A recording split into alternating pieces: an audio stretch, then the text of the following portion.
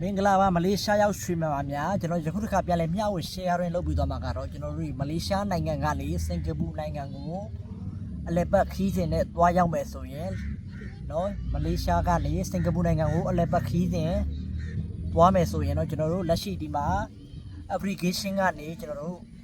register ကြိုတင်ရပါတယ်အဲ့လိုမျိုး application ကနေ register ကြိုတင်ထားမယ်ဆိုရင်ကျွန်တော်တို့ဂျိုဟိုနေဆက်အထရက်ဂိတ် immigration မှာလည်းအဆင်ပြေချုံးမွေ့စွာ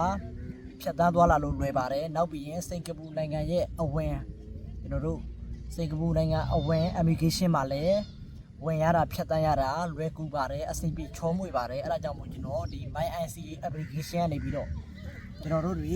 ကိုယ့်ရဲ့ passport အချက်လက်စာနော် passport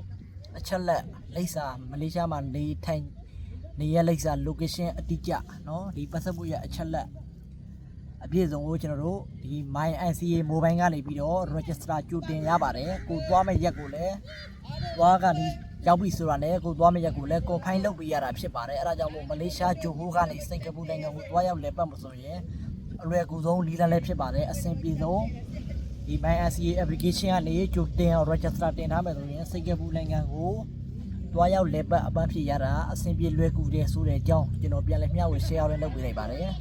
အားလုံးပဲအဆင်ပြေချုံးမွေကြပါသေး